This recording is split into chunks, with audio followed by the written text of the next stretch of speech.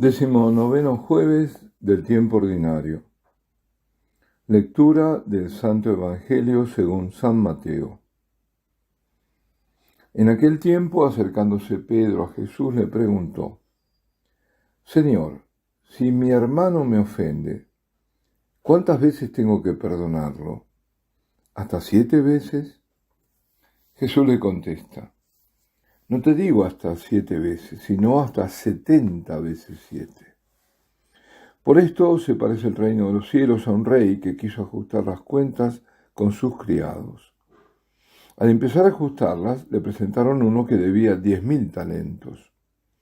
Como no tenía con qué pagar, el Señor mandó que lo vendieran a él con su mujer y sus hijos y todas sus posesiones, y que pagara así. El criado, arrojándose a sus pies, le suplicaba diciendo: Ten paciencia conmigo y te lo pagaré todo. Se compadeció el Señor de aquel criado y lo dejó marchar, perdonándole la deuda. Pero al salir el criado aquel encontró a uno de sus compañeros que le debía 100 denarios. Y agarrándolo, lo estrangulaba, diciendo: Págame lo que me debes.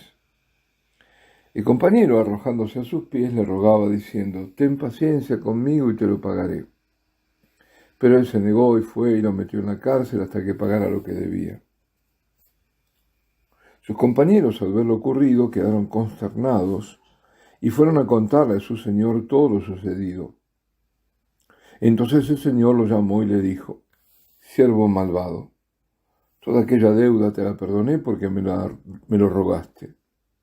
¿No debías tú también tener compasión de tu compañero como yo tuve compasión de ti? Y el Señor, indignado, lo entregó a los verdugos hasta que pagara toda la deuda. Lo mismo hará con vosotros mi Padre Celestial, si cada cual no perdona de corazón a su hermano. Cuando acabó Jesús estos discursos, partió de Galilea y vino a la región de Judea, al otro lado del Jordán. Palabra del Señor. Este evangelio sigue inmediatamente al de ayer, al de la corrección fraterna. Pues a propósito de quien ofende y de quien recibe la ofensa, surge espontánea la pregunta de Pedro: Señor, si mi hermano me ofende. Piensa en términos de ser ofendido y no de ofender él a otro.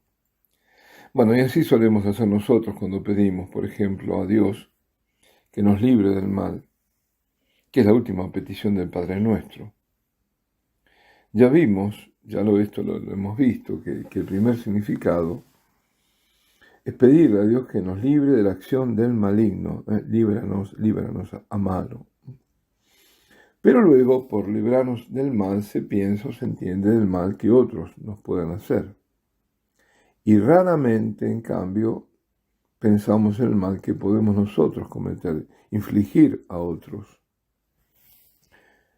Y esto porque nos es más fácil detectar una ofensa contra nosotros que una que hacemos a alguien, lamentablemente. Así como a veces un simple gesto, simplemente un gesto, nos puede ofender, también un gesto nuestro puede ofender a otro.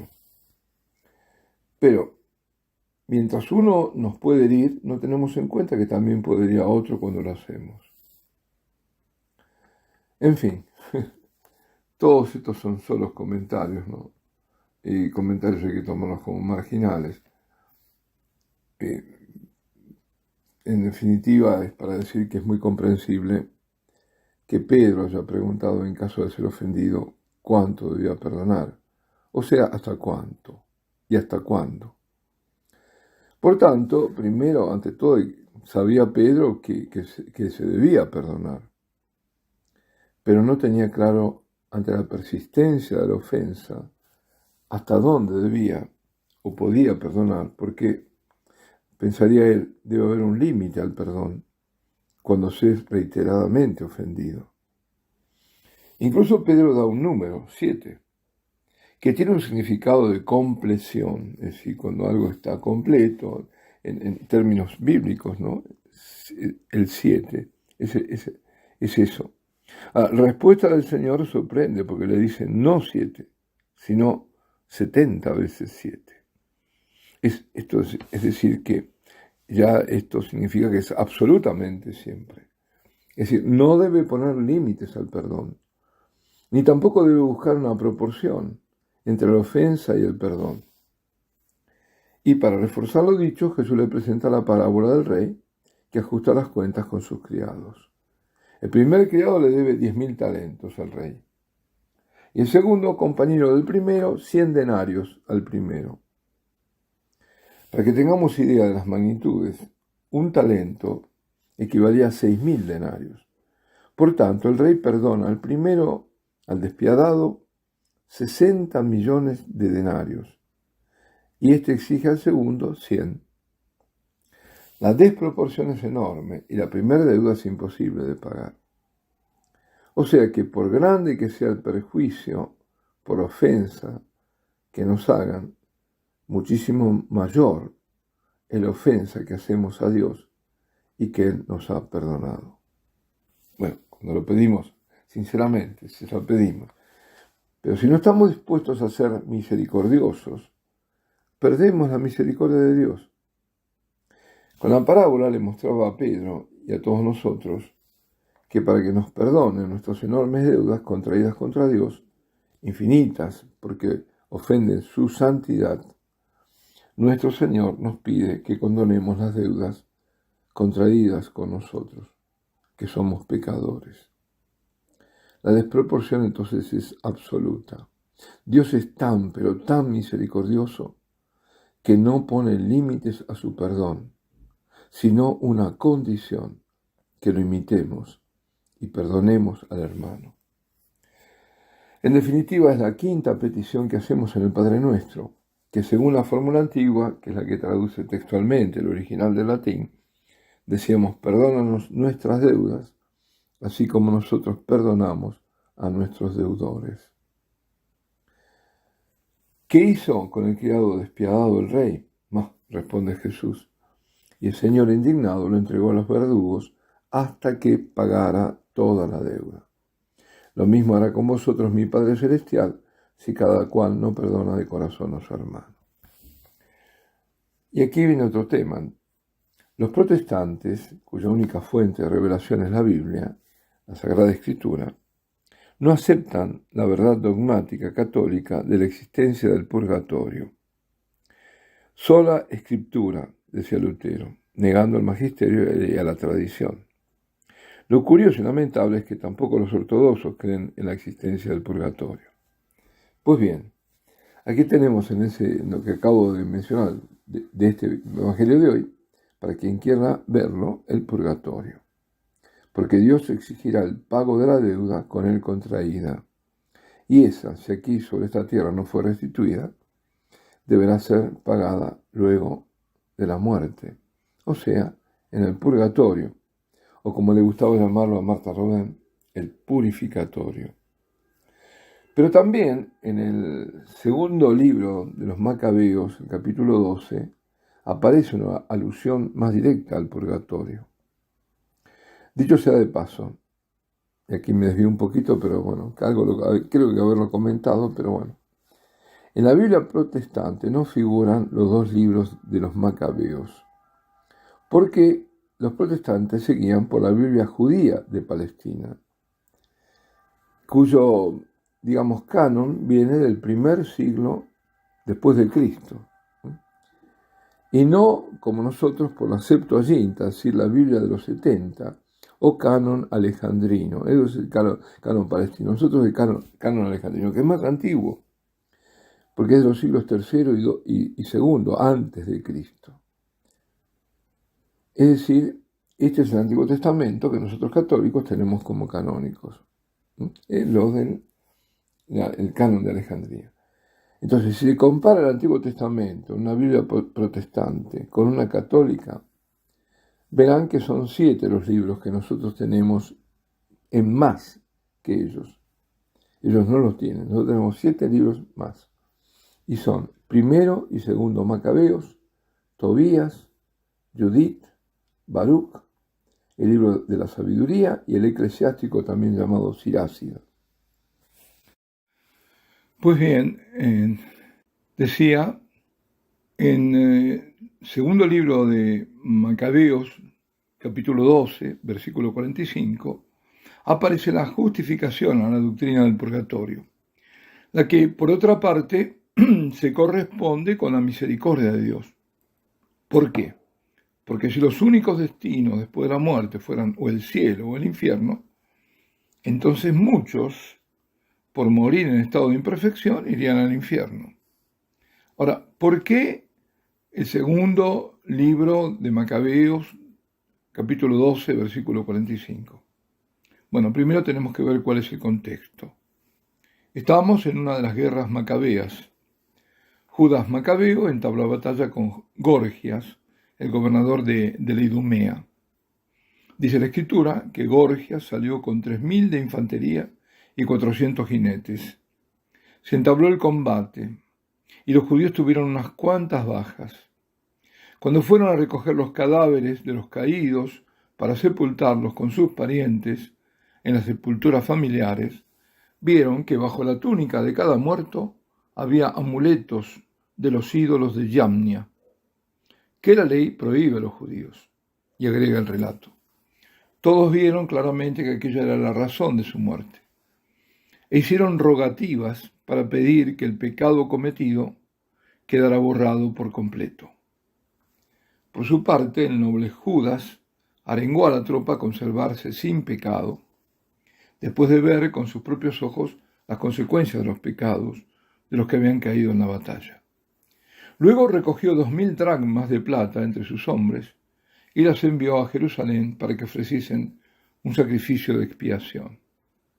Obró con gran rectitud y nobleza, pensando en la resurrección.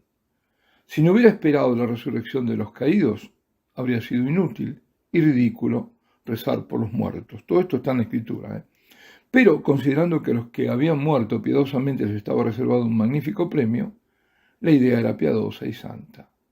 Y atención, aquí está el versículo. Por eso encargó un sacrificio de expiación por los muertos, para que fueran liberados del pecado. Ahí está. Bueno, la existencia del purgatorio además se declaró como dogma de la Iglesia, dogma de fe, en el concilio de Ferrara-Florencia. Después fue ratificado en el de Trento. El concilio de Ferrara-Florencia fue entre los años 1438 y 1439, que también, de paso, declaró la unión entre la Iglesia católica y la ortodoxa griega. Hubo un momento, fue breve, en que estuvieron unidas las iglesias. Pero esto duró poco, porque en 1472 fue declarada rota por los bizantinos, por los ortodoxos. Duró solo, un número emblemático, 33 años. Bueno, aparte de quedarnos muy claro que la misericordia divina ha hecho que hubiese una etapa intermedia y por tanto no definitiva como destino de las almas de los difuntos, para nosotros evitar pasar por el purgatorio, o al menos hacer menos doloroso su pasaje, pues entonces a buscar, no con el buscador, sino con el Espíritu, a quien aún no hayamos perdonado. Quizá lo hemos sepultado, como dicen algunos, ¿no? Más de alguna vez lo he oído. No, no, para mí ya es como si estuviera muerto, no existe. Bueno, no lo perdonó, lo mató directamente. Pero tenemos que ver que no ha sido perdonado, que esto del perdón el Señor lo puso clarísimo y es muy serio. Muchas veces lo repitió. Si no perdonas, no serás perdonado. Y por otra parte, que nadie caiga en el error de pensar que un fallecido está ya en el cielo. Es muy común, ¿no?, que se digan a veces en los funerales, nuestro hermano que está en el cielo, o nuestro hermano que volvió a la casa del Padre. Primero, nadie volvió a la casa del Padre, porque nadie vino a la casa del Padre. El único que vino de la casa del Padre fue Jesucristo, que volvió. Y eso por un lado, y por otro lado, que eso de declararlo, de canonizarlo, de decir que ya está en el cielo, es peligroso. Peligroso para la persona que murió. ¿Por qué? Porque primero el juicio no es nuestro, sino de Dios. Y si no rezamos por esa alma, ni ofrecemos la Eucaristía porque decimos ya está en el cielo, no la estamos ayudando. y solo dejándola sola en el sufrimiento. Como nos recuerda el Catecismo en el número 1032, desde los primeros tiempos la Iglesia ha honrado la memoria de los difuntos y ha ofrecido sufragios en su favor. Y en particular, ¿qué ofreció? Ha ofrecido la Eucaristía, sacrificio eucarístico, para que una vez purificados puedan tener acceso a la visión beatífica de Dios. La Iglesia también recomienda las limosnas, las indulgencias, las obras de penitencia en favor de los difuntos. No dudemos, pues, en socorrer a los que han partido y en ofrecer nuestras plegarias por ellos. Eso lo decía San Juan Crisóstomo. Y por último, el pasaje de Macabeos que leí nos muestra cómo Dios castiga el pecado de idolatría. Atención, cuidado con los ídolos, cuidado con la Pachamama en la Iglesia. A reparar por los que no reparan y cometen abominaciones, porque para Dios son abominaciones, la idolatría es un pecado abominable. Conclusión de hoy: perdonar, ofrecer misas, indulgencias, obras de penitencia, a favor de las almas del purgatorio en general o por difuntos en particular. Primero, nos quede que tenemos que perdonar siempre. Luego, pensar en las almas del purgatorio, de todos los difuntos. Tercero, reparar por los ídolos que han entrado y manchado la Iglesia. Estas tres cosas son importantes. Alabado sea Jesucristo. Y la bendición de Dios Todopoderoso, Padre, Hijo y Espíritu Santo, descienda sobre vosotros y permanezca para siempre.